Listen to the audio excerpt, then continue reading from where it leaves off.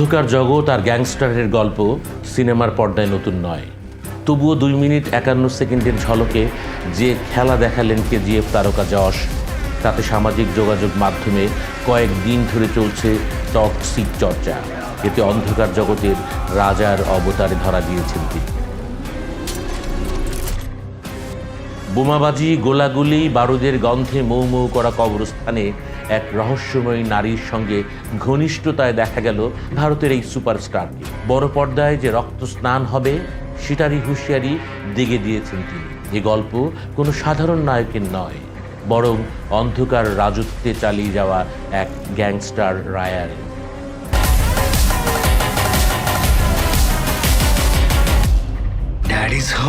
টিজারেই বুঝিয়ে দিয়েছেন এই সর্বনাশী খেলা প্রাপ্তবয়স্কদের জন্য।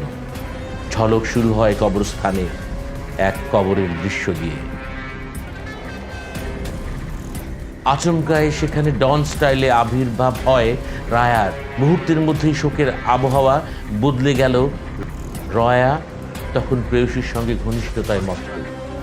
এমন সাহসী দৃশ্যের পর গাড়ি থেকে বেরিয়ে সিগারেটের ধোঁয়া উড়িয়ে অ্যাকশন শুরু করলেন যশ।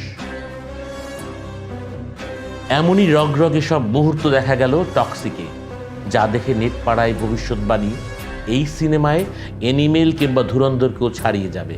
এবছর 19শে মার্চ বিশ্বজুড়ে মুক্তি পাবে এই অন্ধকার রূপকথা, যে সিনেমা পরিচালনা করেছেন গীতু মোহন দাস।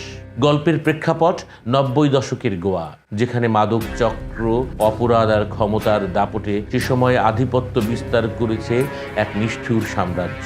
কতটা নিষ্ঠুর, কতটা অন্ধকার, সেটাই দেখালেন রকিং স্টার যশ। এই সিনেমা কন্নড় ও ইংরেজি ভাষায় তৈরি হলেও মুক্তি পাবে হিন্দি, তেলেগু, তামিল ও মালায়ালাম ভাষায়। দক্ষিণী তারকা যশ অভিনীত cinema toxic, A fairy tale for grown apps এর টিজার ঘিরে তৈরি হয়েছে তীব্র বিতর্ক। টিজারের শুরুতেই দেখা যায় একটি গাড়ির ভেতরে এক নারীর সঙ্গে ঘনিষ্ঠ মুহূর্তে রয়েছেন যশ। এর পরপরই একাধিক ব্যক্তিকে গুলি করে হত্যা করার দৃশ্য দেখানো হয়।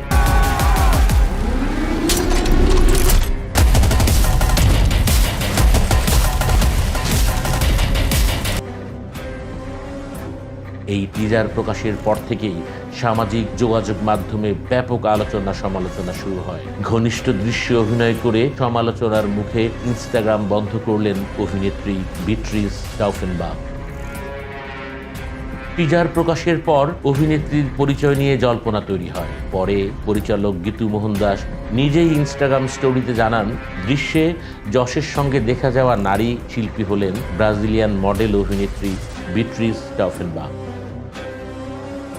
টিজারের ওই দৃশ্যকে অশালীন ও যৌনভাবে স্পষ্ট বলে অভিযোগ তুলে আম আদমি পার্টির নারী শাখা কর্ণাটক রাজ্য নারী কমিশনে লিখিত অভিযোগ দেয়। অভিযোগে বলা হয়, এ ধরনের দৃশ্য নারী ও শিশুদের সামাজিক কল্যাণে নেতিবাচক প্রভাব ফেলতে পারে এবং কন্নড় সংস্কৃতির মূল্যবোধকে আঘাত করে।